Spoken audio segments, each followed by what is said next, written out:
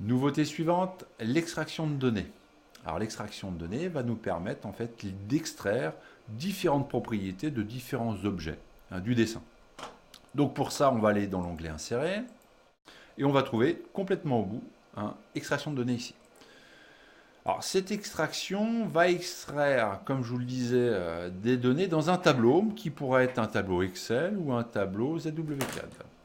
En l'occurrence ici, on va faire une nouvelle extraction. On pourrait très bien partir d'un modèle, on le verra complètement à la fin, pour générer un gabarit. Donc c'est parti, on fait suivant. Donc ici deux possibilités, certains objets du dessin ou tout le dessin. On va partir pour notre part sur tout le dessin. Donc voilà, ZWCAD a détecté qu'il y a un certain nombre d'objets dans ce dessin-là. On va pouvoir extraire différentes propriétés de ça. On va filtrer. Nous, ce qui va nous intéresser, c'est principalement les blocs. Je décoche, je fais suivant.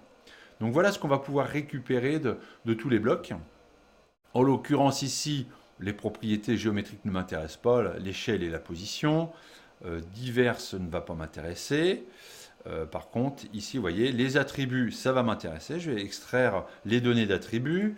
Je vais pouvoir extraire aussi les données de blocs dynamiques. On le voit ici, elles réapparaissent. Évidemment, les propriétés générales, l'aperçu du bloc, le nom du bloc, les quantités et leurs totaux. Je n'ai pas besoin de faire les totaux des longueurs des paramètres de blocs dynamiques ni là. Donc voilà. À partir de là, on va pouvoir nommer son tableau. Et à partir de là, on fait suivant. De là, on aperçoit déjà notre tableau ici. On peut revenir en arrière si nécessaire. Le type de bloc, ça ne m'intéresse pas. Je refais suivant. De là, on réorganise surtout notre tableau dès maintenant. Le nom, l'aperçu, les quantités. Si on descend, voilà, on a bien les quantités à ce niveau-là. On a ici les attributs qu'on va retrouver voilà, sur certains blocs qui contiennent des attributs.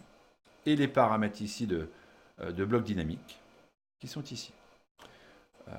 Donc comme je vous disais tout à l'heure, plusieurs possibilités. On va pouvoir, donc, et c'est ce qu'on va faire, l'extraire directement dans un tableau ZWCAD. On va pouvoir ici l'enregistrer dans un tableau Excel.